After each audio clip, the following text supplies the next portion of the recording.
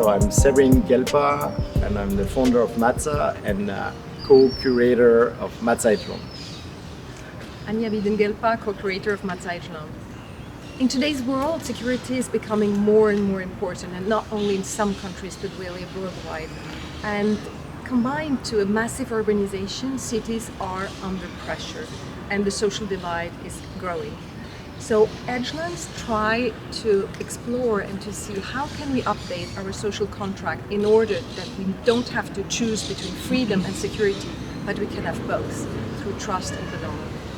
I created MATZA makes now 8 years ago because we thought that artists there's also much to say about social but also environmental or political issues about the world.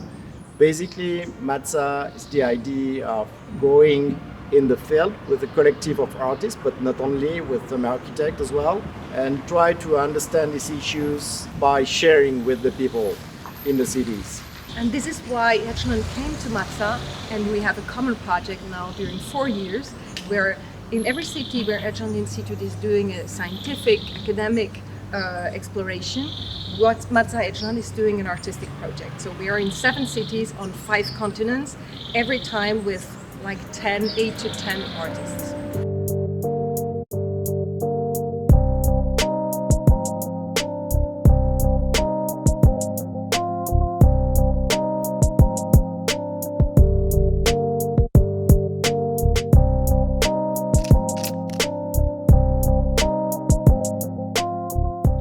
In Colombia, we had like 2 different cities that we visited.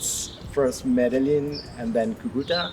Medellín was a like 3 weeks long process with a workshop, some visit of the cities, some meeting with the local inhabitants, and Cúcuta was only 10 days, but there was no exhibition. It's very monolithic. The culture here is extremely monolithic and very conservative. But the only one that can break that, it's art.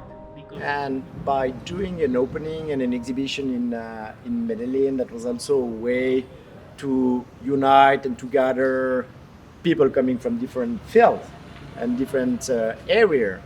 And art becomes kind of unity, or way to bring people together and make some kind of crossing experience in between people. And so we consider art as a way to interpret it and to understand complexities of urban issues now, but also as a way to bring some kind of collective dynamic, I would say, in the city we are working with.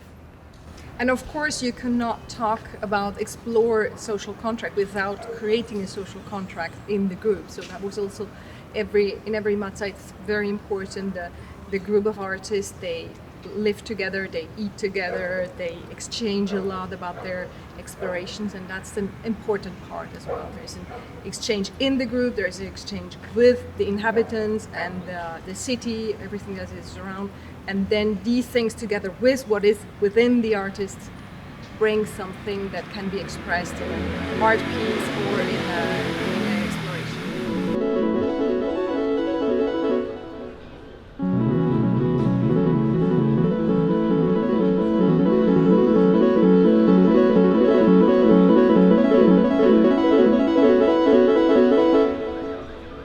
MATZA is really interesting, much more by the process. All artists can investigate, all artists can create some thought about security. I think security is not only an issue of data and numbers, it's also a question of sensibility, of feeling, of weakness, of how people can act together. And this is the reason artists have lots to say about insecurity. What we also learned was that people do not necessarily feel safe in the whole city, in Cúcuta. They'd rather feel maybe safe in their neighborhood or maybe even in their home. A lot of people prefer to live in a big building with a kind of gated living rather than in a house where it's easier to go into. And I think in general we were really, really impressed by the resilience, by the energy, by the positivity of inhabitants some artists considered security under like really digitalization and surveillance perspective, but some other consider security in a broader aspect by relating people, society to the nature, for example. And this is something really interesting because we see that security is like much more complex. Y claro, que siempre hablamos de datos, de migrantes, de estadísticas, y pues cada uno tiene su propia historia, su razón de estar aquí, y nosotros, digamos, a veces podemos hacer unas generalidades, los científicos hacen como conclusiones, y bueno, es que cuando uno te cuenta su historia, pues es muy diferente, porque ahí te toca como mucho más la energía del ser humano, el intercambio, y también estás confrontado a un espejo. Buen elegante, un buen fotógrafo. Claro, buen fotógrafo, chavo, está ahí como cambia todo. Estoy haciendo street casting, buscando los modelos aquí. Los guapetones venezolanos. What we love with MATZA and what we push is asking the artists to really work in collaboration with local inhabitants. And we consider that security can be really understood when you go to the people and you understand more about their daily life. And the artist is really something that they know to do, like maybe hearing the weak signals that happen in the society. Sí, lo que tengo es una serie de postales. Imagínate una postal. Siempre que llegamos a una ciudad, por lo menos si vamos para Francia, pues compramos la postal de la Torre Eiffel, o si vamos para alguna ciudad nueva que no conocemos, queremos llevarnos un souvenir de la plaza, de la ciudad o del hotel donde nos quedamos. En este momento pues yo hago me apropio de este elemento de la postal, y en lugar de mostrar una imagen fotográfica de una parte arquitectónica, le pido a las personas que están en esta zona que cuenten y que escriban con su puño y letra una pequeña historia, porque yo quiero que las personas se lleven de esta ciudad la historia individual de los que hacemos vida en esta ciudad, ¿no? Y que no nos vean como generalizadamente.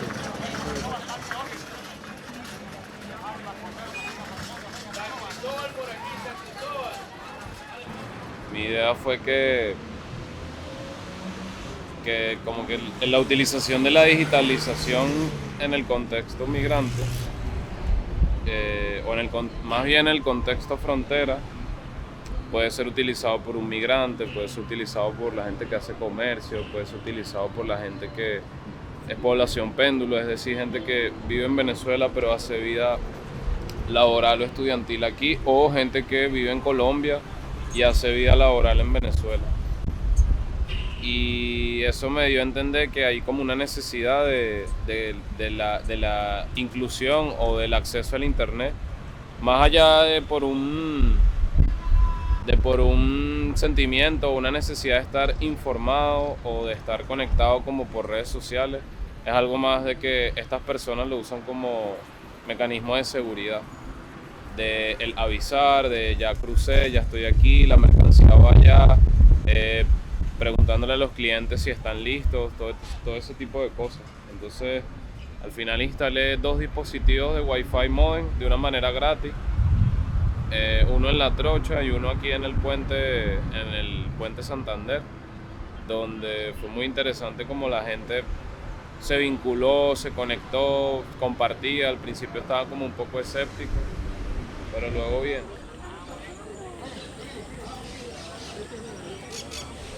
Bueno, si quiera Wi-Fi gratis, mire, no está nada.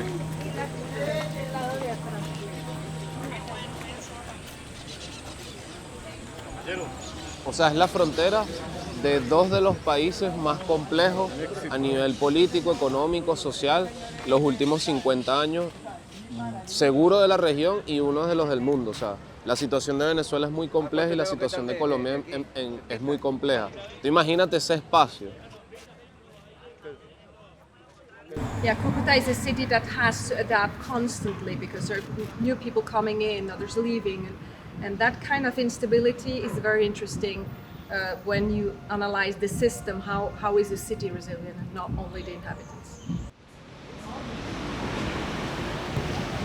So Cúcuta is a much shorter MATZA Edgeland. It's only 10 days and not 3 weeks like as normally. So there wasn't planned to have an exhibition, but of course we wanted to have a moment where we can share with the people that we met, with other people, with the population, what the artists, the reflections that the artists made. And so we're here in front of, it's actually a clothes shop next to the Fundación Pilar, who really helped us a lot here in Cúcuta. And the mandate for the artists was only to share their process and what they learned, and in fact it ended up to be an exhibition as well. So artists bring first pieces and also their reflection, and they will continue to work on that, and in 2 months we will see what came out of that interaction.